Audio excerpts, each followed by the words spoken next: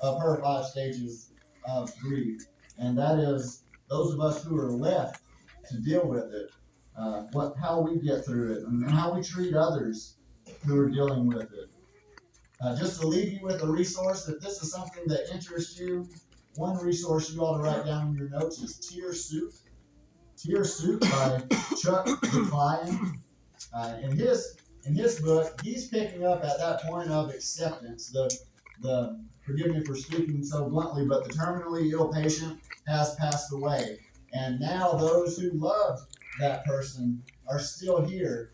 Now, how do we deal with it? How do we get through? How do we go on with our lives? And he uses that acronym of a tear. Very briefly, I'll share with you what those mean, and then I'll get on to my point of how we can help those who are struggling. The T stands for to accept the reality of the loss. How quickly we accept that loss, there's no right or wrong. If you're struggling with loss, you get to determine what is the right amount of time to deal with that loss. Only you get to determine that. It might be quick for some, it might be a lot longer for others. The E stands for experience the pain of the loss. This is the hardest part of grieving when we've lost someone that we love. And the greater the loss, the greater the grief is going to be. But this is that part where the crying and the sobbing and the weeping and the wailing takes place. And this is that part that we tend to do alone. We tend to do this in private because, again, we like to put on our clown faces as Christians and not let anybody see that, what's really going on. We're so afraid to let other people know what's really going on in our lives, especially when you've lost, because we're afraid if they know what I really am feeling, they're going to think I'm cracking up and losing it. And we don't want anybody to think that we're going crazy. So therefore, we put on the clown face and don't really show it. But during this stage, this is the part where every thought is filled with memories of the person or the thing that we lost. I mean, some of those are going to be good memories. Sometimes we're going to be filled with regrets of all the things we did wrong and that we should have done better. This is the time when our friends, our church friends, they're gonna want to help us. But they're gonna be feeling just as awkward as we are because they have no idea exactly how to help us. They don't know what to say, and there is nothing magical or correct to say in those situations. The A stands for this is the time to adjust to a new normal. This is the part where the person who's dealing with grief, they start to take some steps back towards normal activity in life. And sometimes those steps are missteps, and they have to take a step back. Sometimes they may step out prematurely and then have to take a step back and sort of reassess the situation before they go on with this new normal that is their reality. This is the part where someone who's grieving starts to find a little bit of comfort. They're tired of being angry and in pain all the time. This is the part where, as Christians, this is the part where maybe we start going back to worship. After you've lost, let's say a spouse, especially as a minister, this is what I see, is that going to church is one of the hardest places to go. Mm-hmm. After you've lost. I don't understand why that is. It ought to be the opposite. But when there's somewhere that you and another always went together, going back to that place is the hardest. But this is the stage where maybe they do start venturing back into worship.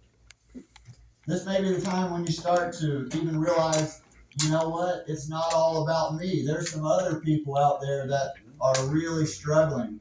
We've got a couple of recent widows at church, and I noticed a couple Sundays ago there was a visitor, a young lady that had come to worship with us, and then the next Wednesday night, these two widows were talking to me about her, and they were trying to set up a Bible study with her, and they were saying, yeah, we just took her out to eat. She's going to be here tonight as well. And I thought, how neat is that a couple of ladies who have to be in pain themselves are all of a sudden realizing, okay, this is our new normal, and here's an area that we can use our experience in order to reach out to other single females. But that takes place during this time. The R stands for reinvest in the new reality. You don't get over it. You don't move on. You just sort of carry it with you. Hey, what is my time? My ending time tonight? Oh, good. I need about 40 more minutes. But let me just jump to the main point of what I want to share with you. I don't know what you're struggling with. If you're grieving, I would love to spend some time with you, but most of us are probably in the position of wanting to help others who are struggling and not knowing exactly how to do that. We'll share with you a quick little illustration. One of the humans that I admire a whole lot is a man named Gene Stallings. I'm a big Alabama football fan. Gene Stallings was the coach of the team back when I got interested in football. He's also a member of the church. And if you think about Gene Stallings, you think about his relationship with his son, John Mark. John Mark had Down syndrome. He passed away when he was 49 years old, or 46 years old, excuse me. But if you saw Gene, you saw John Mark. If you saw a picture of Alabama practice, you saw Gene sitting in a golf cart and John Mark with him. They were inseparable. They were always together. But again, he had Down syndrome. But here's what Gene Stallings said about his attitude. He said, when I was younger, I prayed to God that he would change Johnny, that he would make him right. But you know what God did? He changed me. That happens every once in a while. I'm not really sure that Johnny wasn't an angel. Mm-hmm. He never said a bad word. He never had a bad thought. He loved everybody that he came into contact with. Mm-hmm. But then he said, my complaining days are over. He said, I'm not complaining anymore. The night before Johnny's death, he was fretful. Mm-hmm. We knew something wasn't right. When you have children, you can just tell. He said, so I go and I get into bed with Johnny, and he can't breathe, and he's having a hard time. And I said, Johnny, how do you feel? And he said, I fine. Mm-hmm. Couldn't breathe a lick. And here's an opportunity to complain all he wanted, and he just said, I fine. Mm-hmm. I think maybe the point is that the goal when we're grieving is at some point to get to that point of where we can maybe stop focusing just on ourselves. And we want to get to a space where we can try to be that angel that is now using our experience to try to care and encourage others. So how can we help someone? This is what I want to leave with you. If you're taking notes, here's a rapid fire at you, some things that you can do to help, or some things that you need to know. Number one, you need to understand there's no set formula or timetable for grieving. It might be weeks, it might be months, it might be years that somebody needs to deal with their grief. And it's not my job to force them to get over it or to move on with it. It's not my job to tell them how long it's supposed to take. It's their job. They get to determine those things. Number two, you need to understand that these are times when churches grow closer. None of us want to suffer. None of us want to grieve. None of us want to see one another in these situations. But these are the moments where you find out who your friends are. And so the church needs to take every opportunity they get to help one another in these situations.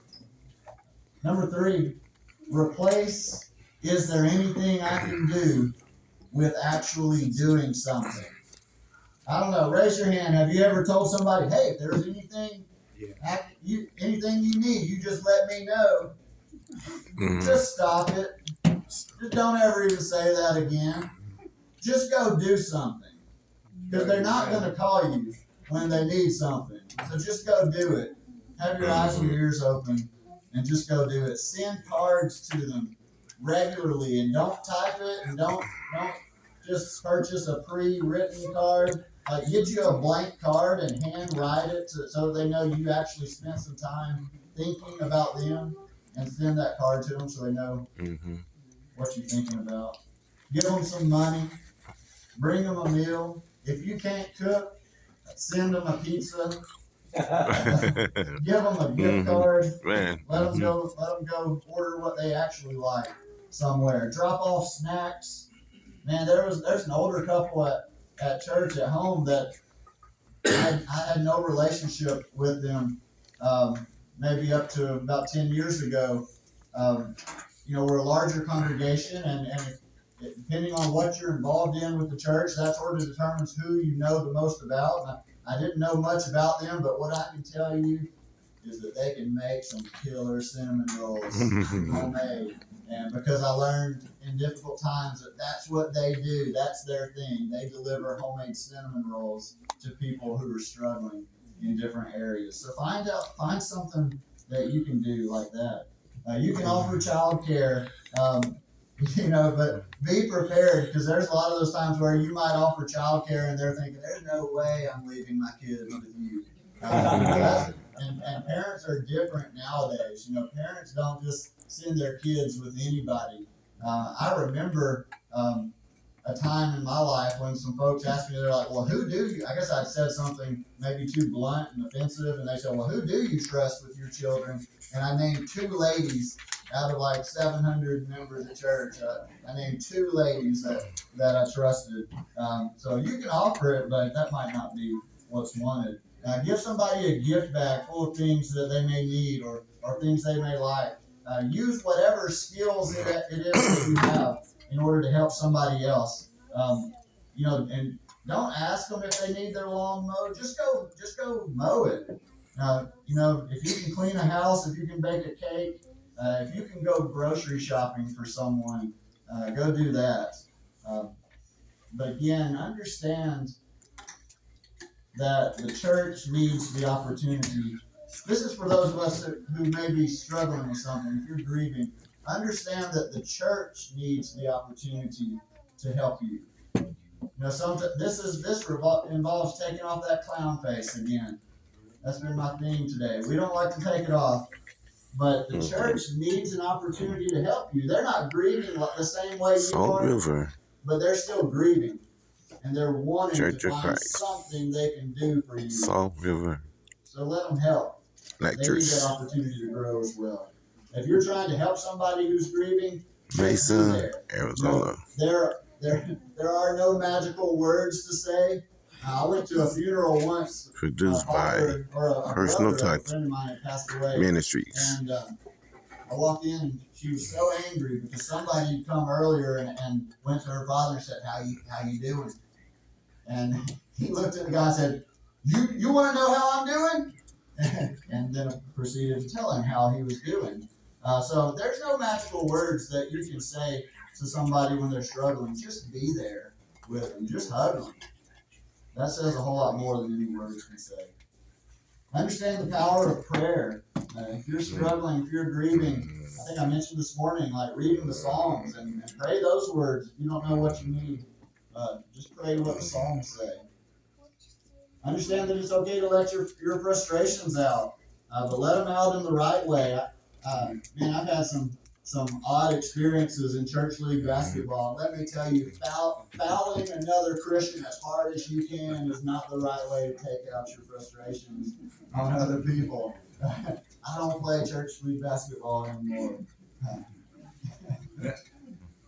But you can go run, you can go walk, you can pound pavement. It doesn't hit back.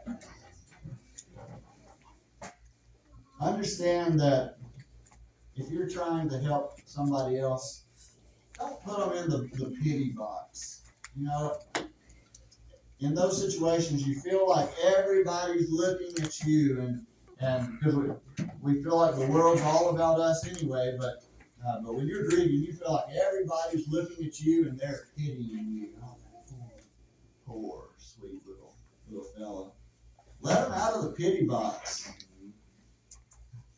Give people the freedom to grow, even if they're struggling, even if they're grieving. Correct them when they make mistakes. If they've got children, don't let correct their children when they make mistakes. Don't let them carry their grief throughout life as a crutch or as an excuse for every mistake they make. If you're grieving, understand you can be happy in the future. You can be happy in the future without that somehow dishonoring the past. Man, I can go on for a whole lot longer, and maybe sometime in the future I'll have another opportunity to hit this topic. But this is rapid fire tonight and hitting all aspects of church life. It just so happened we got grief right off the start. But if there's somebody here struggling with something, I'd love to help you and spend some time with you tonight.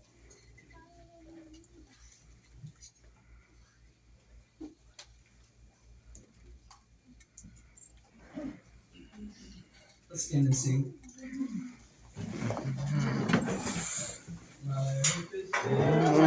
Happiness and Jesus' blood and righteousness, and our trust us in His great blood, only lean on Jesus' name. On Christ the solid rock I stand, all other ground is sinking sand. All other ground is sinking sand. Still sits while we face, I rest on His unchanging grace. In every high and stormy gale, my anchor holds within submit. On Salt River, Church of Christ. rock I stand, Personal Touch Ministries, Mesa, Arizona. Thanks for watching. Open God and His birds upon me in the mounting flood. And all around my soul gives way. He then is all my hope and stay. On Christ the solid rock I stand. All other ground is sinking sand. All other ground is sinking sand.